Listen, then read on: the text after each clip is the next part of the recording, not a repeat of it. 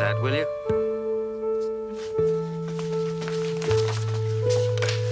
Hello? Yes? Yes, he is. Okay. I probably shouldn't film her when she's eating, but she does what she wants. That call was from Mr. Carlson. He wants them in his office right now. At this point, David McCallum was best known as Ilya Kuryakin on The Man from U.N.C.L.E. His low-key demeanor and quiet way of accomplishing huge things made him the most popular character on the show. He had just come off a 2-season stint on a World War II show called Colditz, which I have never seen. Today, of course, most people recognize him as Ducky from NCIS. I wouldn't be surprised if he comes close to being the most popular character on that show, too. Tell him I'll be up in 40 minutes. He said right away. Dan, we have a contract, remember? He gets to sell our services and we get the funds and facilities to continue our work. Which we can't continue if we're running around all over the countryside. I've mentioned before that the blue screen effects in this show are some of the better ones you'll see. They put a lot of work into minimizing things like matte lines to try and make it look as real as possible. In the main, they succeeded.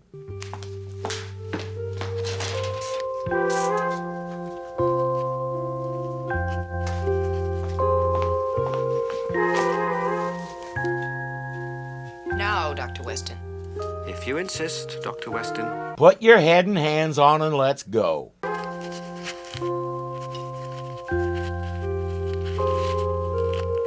Don't forget your pants. You know how fussy Walter is about those things. That's the kind of effect I'm talking about. There aren't any quick-cut cop-outs here. We see pretty much the whole process. There were a couple of very subtle cuts there, but unless you're looking for them, they're not really noticeable. David McCallum wore a full-body blue suit for most of the invisibility scenes. Excellent work. Dan, Kate, this is Mr. Brian Kelly, head of the U.S. Energy Commission. How do you do? I thought that Dr. and Mrs. Weston should be in on this phone call right from the beginning, since they are the directors of what we call the Klae Resource. Dr. Weston, I've tried to get out of Walter just what the Klae Resource is about, but I'm afraid he's too close-mouthed. There's a good reason for that, and you'd probably drop your teeth if he showed you what it is.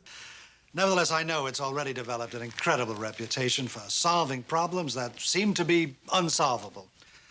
I hope you can pull one more miracle out of your hat. I think they're officially intrigued. Let's find out what this is all about. Put that call through to Las Vegas now, please.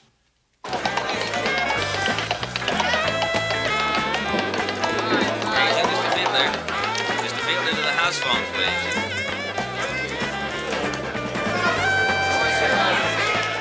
Fielder. I'm on my way up. We don't know what he has to do with any of this yet, but it probably involves that phone call Carlson mentioned. You may have noticed that Carlson got a facelift. He also changed his name from Jackie Cooper to Craig Stevens. Mr. Stevens had a minor career in movies, but never really did anything memorable. He switched to television, and in 1958 he landed the role that made him immortal. For the next 3 seasons, he was known as Peter Gunn, the suave, cool, take-no-crap detective who changed the genre forever. I don't think there's a person in America who doesn't know the theme song. If you don't know the whole thing, at least you've heard the ba-ba-ba-ba-ba-ba-ba part multiple times in multiple settings. It may be the original earworm. Well, who are you calling? Mr. Lionel Parks. The Lionel Parks? The recluse that nobody has seen for 10 years? The Lionel Parks. He's a very romantic figure. Not so romantic if his corporation bypasses the United States and sells its high-yield energy system to the Middle East oil cartel. He's developed a process to extract 3 times as much energy out of crude oil, and he's put it up for the highest bidder. The phone call is to try and convince him to put his country first. Mr. Lionel Parks? This is Jim Fielder, Mr. Kelly. You and I have nothing to say. Let me speak with Lionel Parks. I've told him about your concern. He sees no reason to change his mind. Mr. Fielder, I don't believe you, and neither does the president. He's given me strict orders to either speak directly to Lionel Parks or assume officially that he's dead. Okay, he's the guy who does Mr. Parks' dirty work. We only want 2 minutes of his time. I want to help as much as I can. Let me see if he'll talk. Hold on.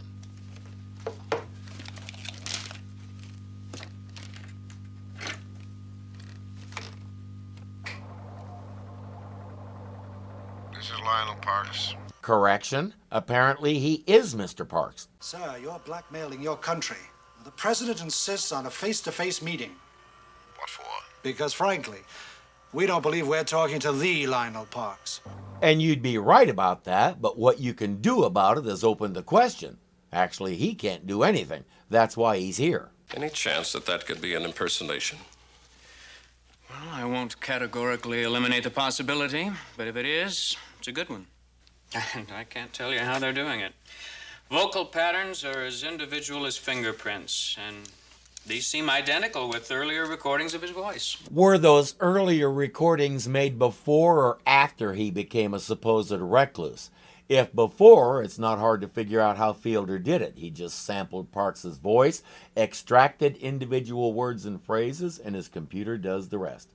Yes, it was possible with top-of-the-line 1975 computers. What is it exactly that you want the Klae Resource to do? I believe Lionel Parks is either dead or no longer in full command of his faculties. I want proof. What good would it do? Kate, if he's dead, the government can arrest Fielder on fraud and prevent the sale. If he's alive? Then they've done something to him. Parks has always been a super patriot. I can't believe he'd sell out his country. If it turns out to be that, they have a different reason to arrest Fielder. Either way, he ends up behind bars. Parks lives in one of the hotels he owns, surrounded by heavy security. A government agent was killed trying to breach it. So now they want Daniel to do it. Good to know he's expendable. He has blueprints and all that good stuff for Daniel to study. The idea is that Daniel can get in where others can't. How? The government operates on a need-to-know basis. He's a government man, and that's something he doesn't need to know. We'll spend some time watching the Westons get settled in their room, and then the phone rings. He's been expecting this call. Weston, I was told to call you. Meet me in the casino. I'll be at the slots. Third machine from the left. Nearest to the wall. Have you got the information? Have you got the information? Peter Lorre, you ain't, dude. I'm Dr. Weston. The lady on your left is my wife. Brought your wife? We work together. Wonderful. Sandwich or nuts? Why don't you tell me what you know? Don't look at me. People usually do when they're talking to each other, and anybody can see you two are talking. He was wired. He managed to get up on the 14th floor. Triggered the system, and that was it. I never saw him again. He's talking about his partner who turned up in Lake Mead. Daniel needs information about the security system, and all he wants to do is mourn his partner. While I can sympathize, he needs to do that on his own time. All Daniel can get out of him is Parks seems to live on the 14th floor. Then he leaves. Gracias por nada, dude. What are we gonna do? I'm going to search the 14th floor. You're going to help me. How?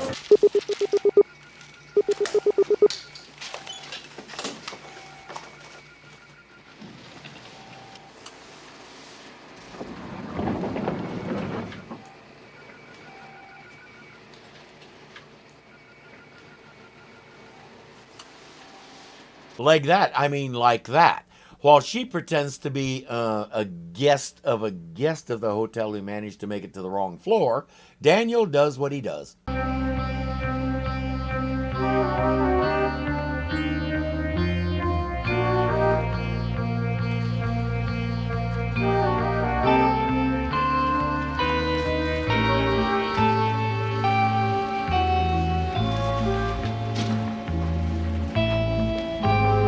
We watch Fielder and his assistant Homer for a moment, but Daniel is more interested in the computer room.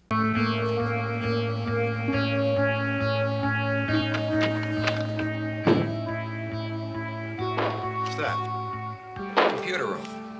Couldn't be. There's no one in there. Turn the system off a second. And that, friends, is how you get into a locked room when you don't have the key. It's snooping time, and it won't take him long to find what he's looking for. It'll take him even less time to sort out what it does.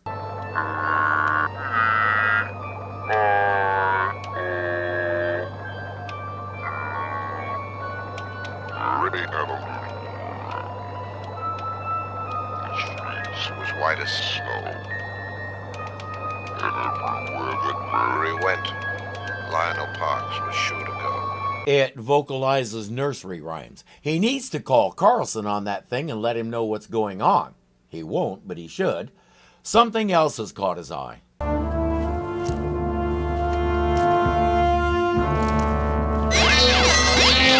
He didn't anticipate a thermal detector picking up his body heat. Hey, someone is in there. These heat sensors are blinking like mad. All right, hit the gas.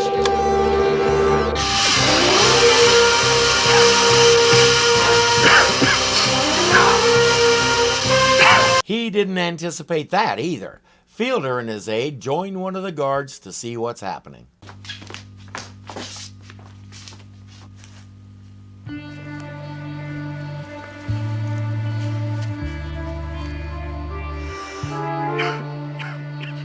And that, friends, is how you get out of a locked room when you don't have the key. They'll assume the system is broken and see about getting it fixed. Now what? The elevator.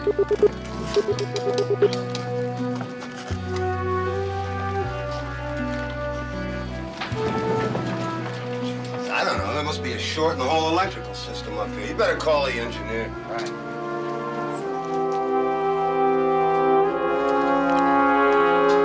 Those guys are so accommodating. He even pushed the button for Daniel. Now, I've been studying the blueprints that Kelly gave us. There's something missing. What? There's an elevator door in the computer room, and elevators usually go someplace, especially when they're surrounded by heat sensors. According to the plans, there's no elevator shaft. It's time for Plan B, which should force Fielder to let Daniel see Lionel Parks. It involves... you'll see. 36 red.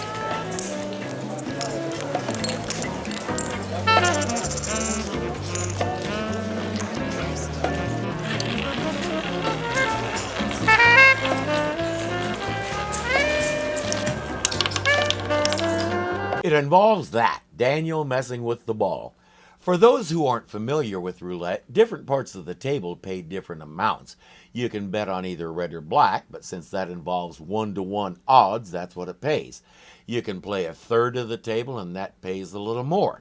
The biggest payout is when you hit a single number like Kate just did. That pays 36-to-1 since there are 36 numbers on the wheel, not counting 0 and 00. So if you bet $100 on 36 red and it lands on 36 red, you just won yourself $3,600. Of course, you'll bet all of it on the next number, which is also known as letting it ride. A few more passes like that and she could break the bank. Worse, everybody else at the table is starting to ride her coattail and they're all getting rich. Fielder tells the pit boss to shut the table down. On to the crap table where she can't stop throwing winners. Craps is a game I've never fully understood, but there's about a gazillion and one ways you can bet, and everybody can bet on every throw, whether you're holding the dice or not. So about a dozen people besides Kate are making a killing. Fielder doesn't know what to make of this. Change dice. We have 3 times. She keeps on winning. How much? For $100,000. Roll 12 sevens in a row. It's clear they have his attention, so it's time for the next step. I think I'm gonna stop for a while. I need a cup of coffee. Somebody help me take the chip to the cashier, please. You guys are great. A running gag we've established is Kate is a lousy tipper. She gave the bellboy a quarter. I think she gave the lady at the roulette wheel $1. They're all quite grateful, as you can imagine. The problem with this running gag is it's consistently underplayed to the point where you almost didn't catch it. We scarcely get a look at the person's expression before we cut away to something else. It could have been a good joke if it were better directed and edited. Excuse me. I'm Jim Fielder, general manager of the hotel. May I buy you a drink? Certainly, Mr. Fielder. That was quite an extraordinary run of luck that you had there, Miss... Mrs. Weston. Do you know how much you won? Oh, I stopped counting after we reached 100,000. We? My husband and I. He tells her she won over $200,000. That'd be a little over $1 million today. He hasn't even tried to calculate how much all those other people won, but if they pool their resources, they may have enough to buy the place. Our win wasn't an accident. Well, what was it? My wife was using a system I devised. I don't suppose you care to tell me what it is. No, I'm afraid not. But I might sell it to you. Name your price. I'll only negotiate with Lionel Parks. Ordinarily, they build these places with money they won from people with a system. In person. I'm afraid Mr. Parks doesn't see anyone. He's maniacal about his privacy. If he won't see me, I'll break the bank. You'll have to close down. Look, Mr. Weston, I don't like your game. Systems come and go. I've seen them all. Today you win, tomorrow you lose. Good evening. Breaking the bank will take too long, so let's try something a little more direct. Okay, then game's over. But what if I told you I'm aware of that rather clever computer you have? You know, upstairs? The one that so convincingly imitates Lionel Parks' voice. I think you have him hooked. He wants to know how Daniel found out, but all Daniel will say is, with the same system I'll use to break the bank. And he's not lying. If I don't see Lionel Parks now, I'll have to assume that he's dead. And my husband always does his assuming publicly. He's backed into a corner. He'll come clean about Lionel Parks. Parks is alive, but he's not in the hotel. That computer up there is to convince people that he is. That's the way he wants it. Prove it. Take us to see him. All right. Honey, bring me a phone. Do you like your job, Mr. Fielder? Because as quick as he breaks the bank and owns the place, you're fired. He says, bring the car around. Some people are going out to the farm.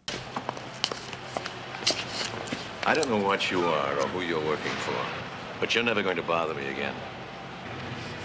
I'd rather not have you killed here in the garage, but I will if I have to. Get in. If he's surprised by that, then he's right. This isn't the job for them. In the car, he slips down to the floor and starts to disrobe. And dishead and dishands.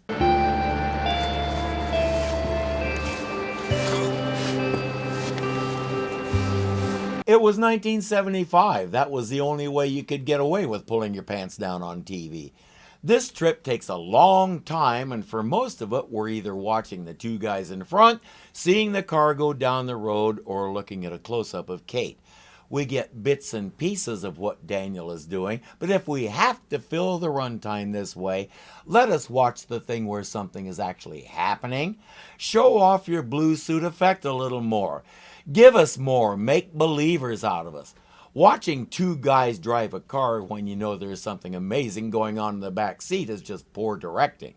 And it's not like Daniel needs the privacy, it's kind of built in. Where's he at? Get out. Turn it on, lady. Bam!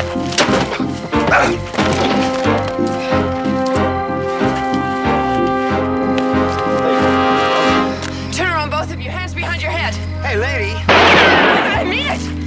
She didn't realize how much she means it until she just missed Daniel's foot with that shot. Walk to those trees and don't turn around. Better do as she says. She's not kidding. You're doing fine. Act tough. If either of you move a muscle, I'll shoot. Then how are they supposed to walk? You use muscles to walk. Make up your mind. I think that shot scared her so bad she's retreating into movie lines. She drives back to Vegas while Daniel puts himself back together. Can't we just keep driving and go back home? No. Fielder and I have some unfinished business to take care of. I want to find out once and for all if there really is a Lionel Parks. You've got that look on your face you get when you're mad. He tried to kill us.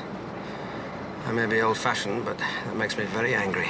I'm so livid I'm practically boiling inside. There's a raging beast in there who won't be satisfied until I've dealt with Fielder once and for all. I intend to make him regret ever crossing me. Grr. Fielder speaking. Hello. Your office. No. I have a gun in my pocket, and the way I feel about you at the moment, I wouldn't hesitate to use it. Since you put it that way. I'm warning you, Fielder. Don't make me uncage the beast. Grr. Oh, we'll be going into the computer room. You've got to get them to shut off the system. Turn off the system in the computer room. Yes, sir. Now, about that elevator. That elevator over there goes down to a secret room. That's ridiculous. I know you've been using this computer to imitate Lionel Parks' voice. I know you had a federal agent killed. You tried to kill me and my wife. I have enough on you to put you away for years. All right, open that door. Make sure the elevator car is there before you get in, though. I'll have to talk to him first. No, we go down together. Oh, and if my wife hasn't heard from me inside an hour, she'll call the FBI. By the way, he has insurance now, and it's just as easy to put you away for trying to kill her as it is for trying to kill him. Either way, you're doing time. Let's meet Lionel Parks.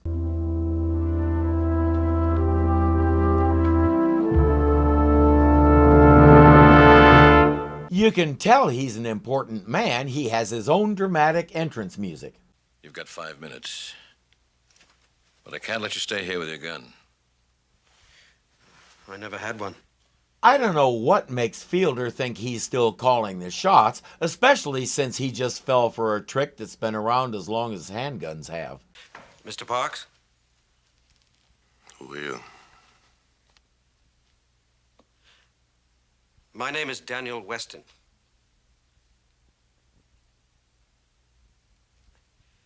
Are you all right, Mr. Parks? They engage in a little verbal sparring, and finally Parks says, "Just tell me why you're here." I was about to ask you the same thing. And why are you laughing? Because you don't look like him. Like whom? Like the man I always pictured as my executioner. No, I'm not your executioner. I came to get you out of here. Parks finds that laughable, too. He says, "I haven't seen anybody but Fielder in years. If he let you down here, he intends to kill you, and probably me." He doesn't realize Fielder already tried once. This started out as a job. Fielder made it personal. Homer, Weston is in with Parks. Find his wife. She's got the limousine and she's got to be in the area. Hurry. They won't because she had the good sense to ditch the car and find some place to hide. How could it happen? And how could you let it happen? For 20 years, I built this wall of secrecy. And then they just locked me away behind it. Daniel explains that he's a scientist sent by the government to stop the sale of his high-yield energy system to the Arabs. High yield. I theorized that system 10 years ago. I always knew it would work. But I'd never sell it to the Arabs. But Fielder would, and is. So what do you figure to do about it, Mr. Parks? Mr. Parks, are you ready to leave? Wait, young man, just a minute. You're moving too fast for me. We don't have very much time. So that's all I do have. Not anymore, you don't. You said yourself Fielder is probably going to kill you now that Daniel's seen you. Do you sit here and let him, or do you work with Daniel to get out of here and get your company back? In the windows here, there are no secret ways out. It's just that door.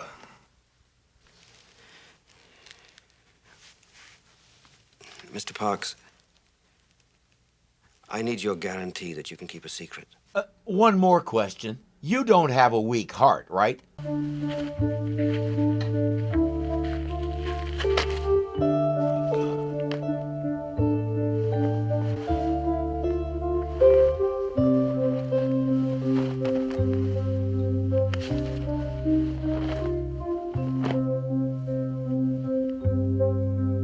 He's still breathing. That's a good sign.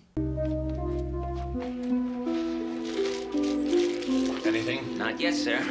What about the helicopter? It's almost ready. Yes? Fielder, you better get down here quick. Parks has collapsed. I think he may have had a heart attack. And that was Homer reporting that they haven't found Kate. Where's Weston? I'll find him. You take care of Parks.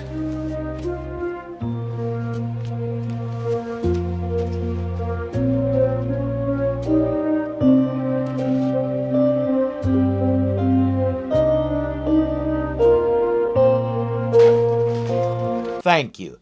For some reason, Conrad Janis just doesn't look right to me holding a gun.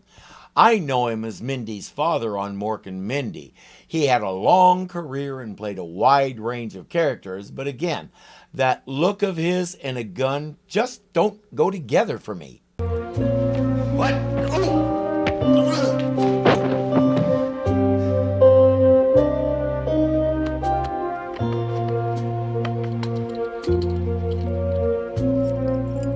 Parks can't believe he's able to just walk out as if he's a free man. But with Fielder incapacitated and the key to the elevator, there's nothing stopping him. All Fielder has now is a headache and no key. We can leave him and Homer down there for the cops to pick up later. Mr. Parks? Is that you?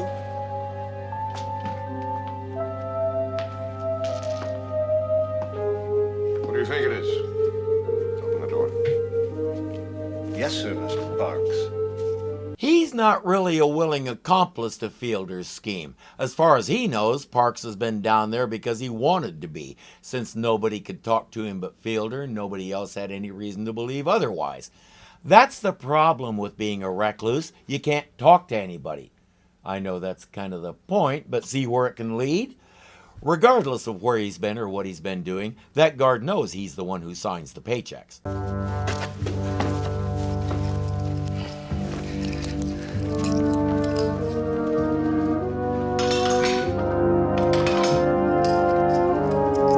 How angry is Homer going to be when he finds out Fielder took his key and left him there? Get the elevator for me? Yes, sir.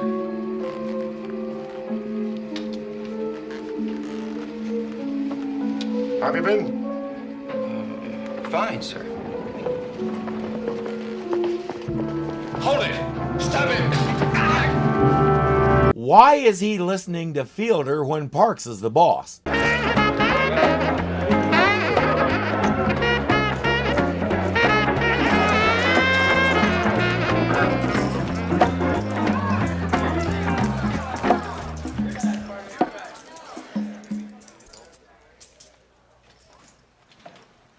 Now we know this is television and not real life. No casino was ever that quiet, even when it's empty.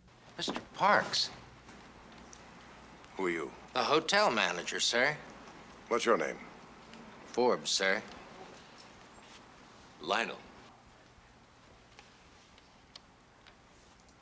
Forbes, call the police. Have this man arrested right away. Hey, Fielder, you're in a casino. You were on a hot streak for a long time, but this is what we call a reversal of fortune.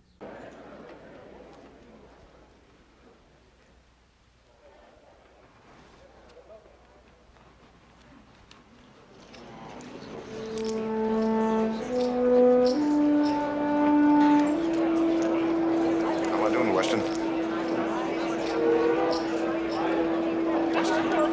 You're doing well enough that you don't need him anymore. His job is done. It's time to go home.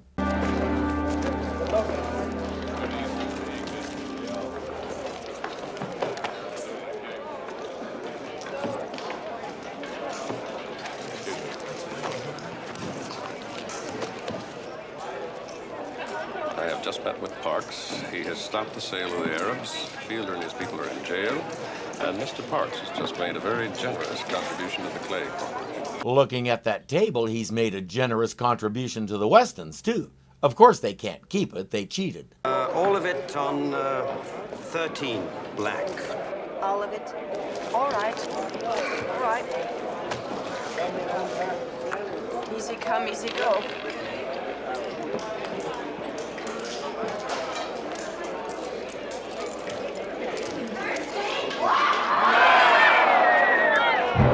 Okay, now you can keep it. Just don't forget my commission.